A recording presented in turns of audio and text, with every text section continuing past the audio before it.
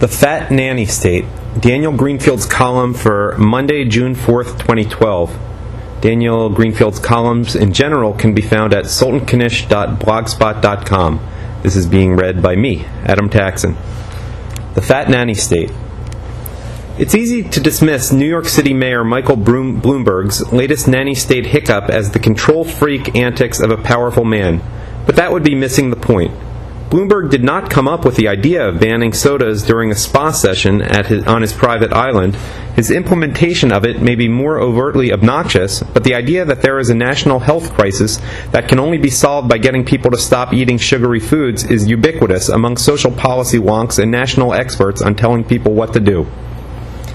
In 2007, a conference on obesity was held at George Washington University, sponsored by the Stop Obesity Alliance and the Obesity Association.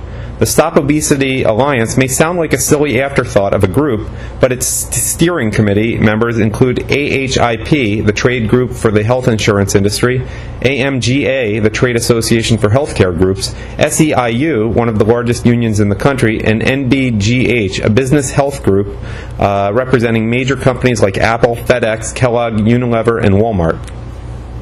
It was no wonder, then, that virtually every Democratic and Republican candidate running for office either showed up in person or sent a proxy to explain how their administration was going to fight obesity. The next president must commit to fighting America's obesity problem and possess the experience to win the fight, Governor Bill Richardson said, and vowed to make fighting obesity one of his top priorities. You might be laughing, but don't. The obesity epidemic buzzword has penetrated every major company as well as every level of government and academia. That translates into a policy bulldozer with private-public partnerships that will control every aspect of your life. When think tanks convince corporations that they're losing money because of obesity, they sponsor trade associations that invite politicians down to explain what they're going to do about it. Health insurance companies have crunched the numbers and decided that they can save billions if the government manages to make people lose weight. Corporations that employ a lot of people and pay for their health insurance think that they can save a fortune on health insurance if employee obesity is cut. They have their own employee incentives, but mostly they want the government to do something about it. Why do you think the 2012 election is coming down to a race between Obamacare and Romneycare? Because the power players agree that we need national health care. They only disagree over what kind of national health care we need. Just like they agree that we need immigration reform, tolerance for Islam, and a war on terror that doesn't disrupt international trade. We don't need those things, but they do, and they are determined to force them down our throats. To understand the genesis of Bloomberg's lunacy, you have to go back to groups like the Stop Obesity Alliance. And it's not the only such group. There's the Campaign to End Obesity, whose board includes executives from major health companies and nonprofits, including Pfizer, Johnson & Johnson, and Humana.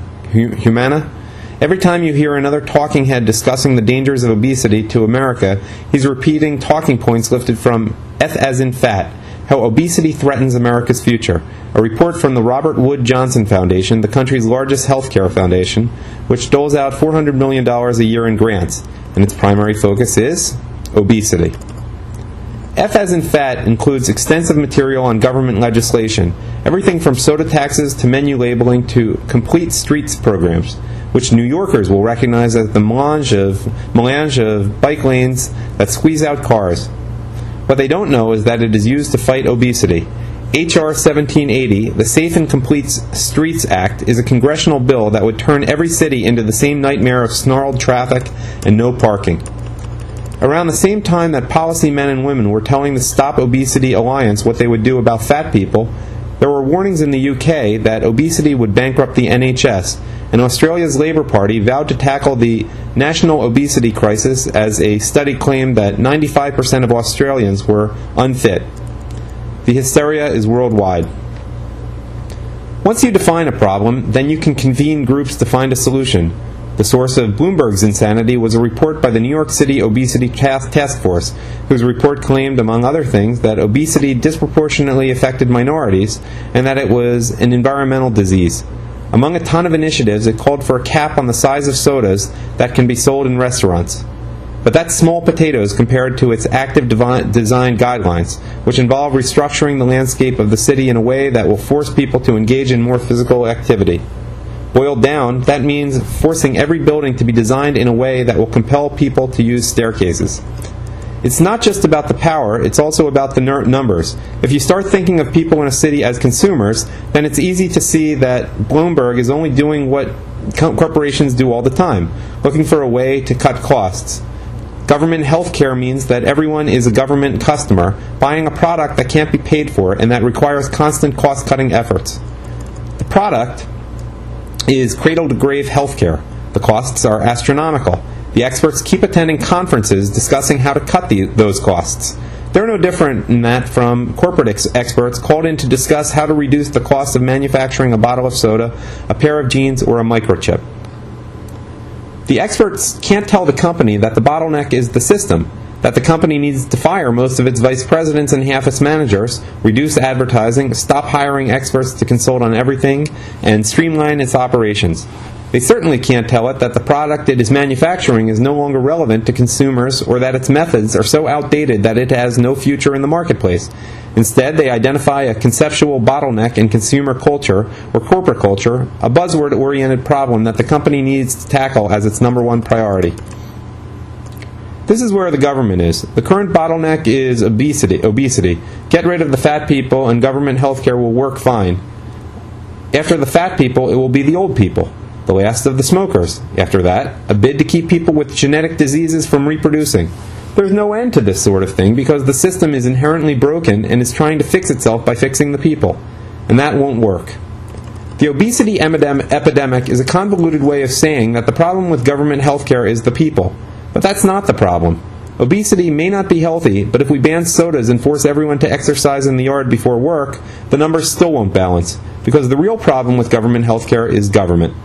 When offering a product or service, the most elementary thing to do is calculate the cost of making the product and the price that people are willing to pay for that product. If you can't bring the two together, then you don't have a product. You have a disaster waiting to happen.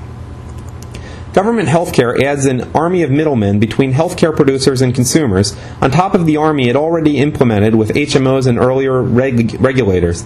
Then it tries to balance the books in terms of costs, while only recognizing the costs created by healthcare consumers, while ignoring the costs of the system.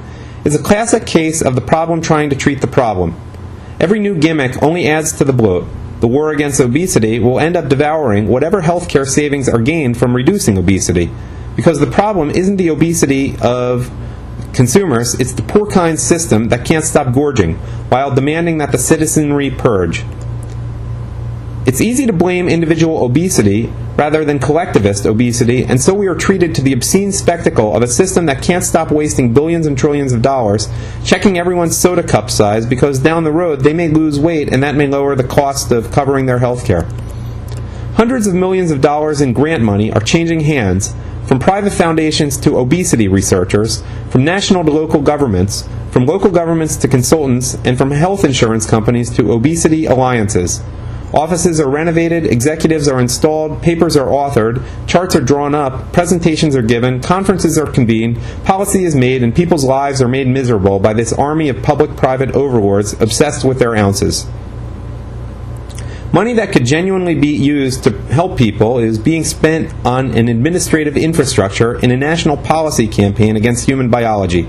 King Xerxes ordering that the sea be whipped showed more reason and sanity than does a global obesity hysteria over an inevitable outcome of a society featuring sedentary jobs and plentiful food.